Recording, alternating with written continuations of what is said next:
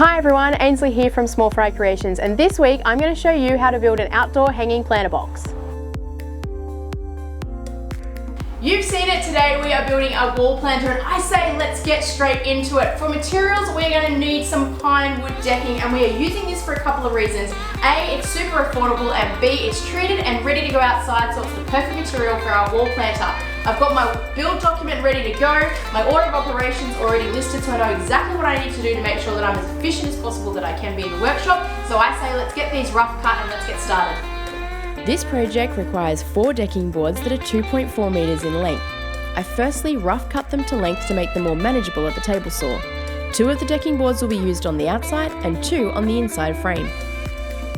I started by removing the rounded edges from the boards. Now I could have skipped this step as I ended up rounding over the edges later, but this way I could ensure the pieces were uniform. For the outer boards of the planter, I split the boards down the middle, creating 2 30mm wide sticks of timber. The decking boards are 18mm thick, and they have these grooves on one side which I don't really like, and I also wanted the outer boards of the planter to be only 12mm thick, as this will help cut down on the weight. I've got all my pieces now to width, and I've removed all of the bumpy and the rounded edges of the timber, and we're up to now we can start cutting some joinery and start to bring this thing together. So the first thing we're going to do is cut our stuff that we need for the base of the planter and cut in our half lap joinery. So I'm going to go ahead and cut it to length on the miter saw, and then we'll head back to the table saw to cut those half laps. When it comes to the frame of the planter, I wanted to ensure that the planter was plenty strong, so I used half lap joinery on the base. I marked what material needed to be removed, and I lowered the table saw down to be half the thickness of the timber. I used the cross-cut sled that came with the table saw, and I attached a scrap piece of timber so I had extra support for the material. I made sure to take my time and set up the table saw just right so that I had a tight joint. That's dusty work. I've got all my half laps cut, and now we're up to the point where I can go ahead and get this glued up. Now the reason why I've gone with a half lap joint is because it's very strong, and yes, it's not going to hold a huge amount of weight, but at the end of the day, by the time you put the planters, some plants, waterlog it with the water, it's going to be pretty heavy, so we want a strong joint. That's why I've gone with this. Now I'm using outdoor glue, and I'm going to use some little 12mm outdoor screws just to hold everything together while the glue dries, and then I can start to put together the sides and the front on. So I'll go ahead and get this glued up, and then we'll start to make it look like a planter. I glued the bottom of the frame up, and I attached posts to each of the 4 corners with pocket holes.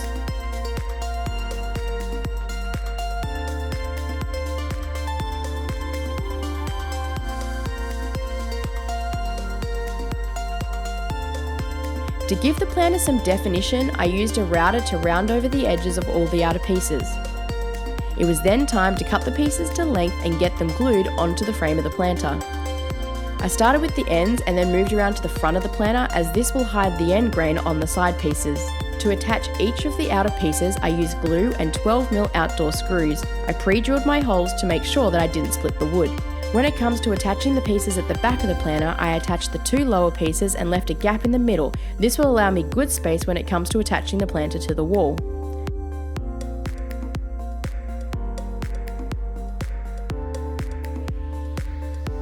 We're up to the part where we need to work on how we're going to attach the planter to the wall, and for that I'm going to use a French cleat, which is a super simple way, but it makes it really strong.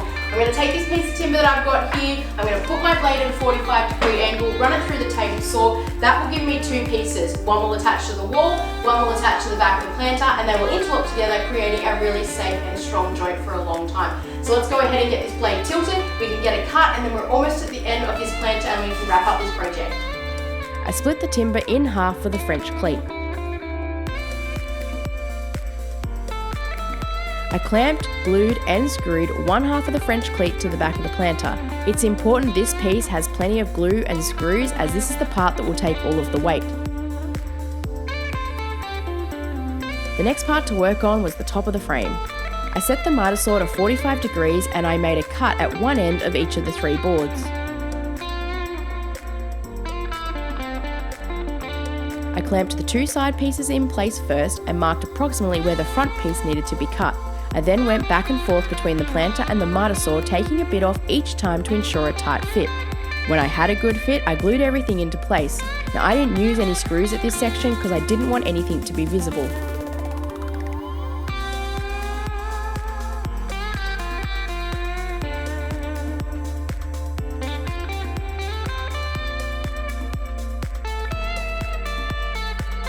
With the glue dried, I could sand everything up to 220 grit and start to think about finish.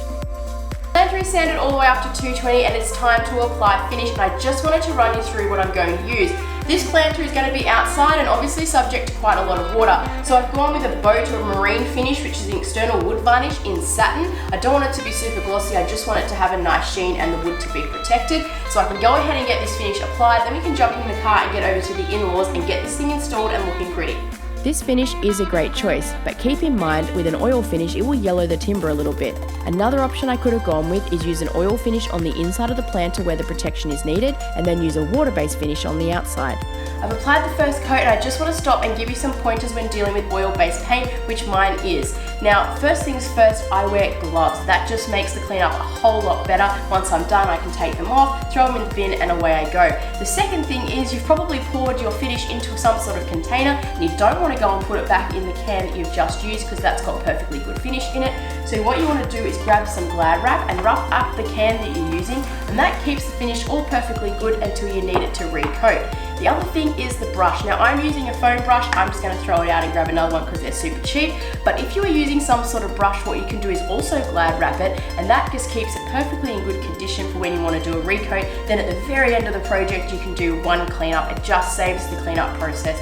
The other thing is you probably notice some light coming in here from the side, and that is because I've got the side roller door up because this stuff stinks and you want to be in a well ventilated area. The last thing you want to be doing is painting and passing out. So I'm going to put the roller door up to get some fresh air while I'm painting. I'm going to let this dry. I've got to wait for about 6 hours, which is another downer of oil-based paint. It needs longer time in between cures, and then I can sand it back and apply the last coat, jump in the car, and then let's go and get this installed.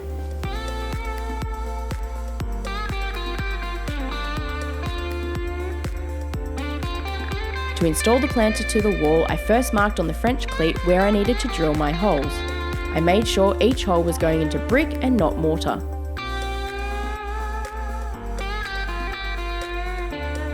Once I had the holes drilled on the cleat and I had marked the middle of the wall where the planter was going, I lined up my marks with a level on top and I drilled through the cleat to the bricks, marking where I needed to drill. Using a 6mm masonry drill bit and a hammer drill, I drilled deep enough for my wall anchors. I chose these anchors as they hold up to 26 kilos and only need a 6mm hole so to minimise any damage to the brick wall.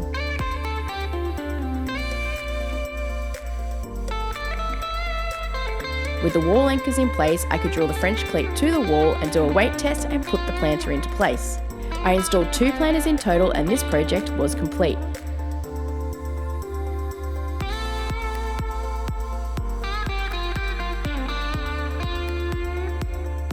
I am super happy with how these planters turned out, and I think they are a great option for a herb garden on a balcony or creating some greenery off the ground. I hope you have liked this video, and if you have, help me out by hitting those subscribe and like buttons, and I'll see you on the next one.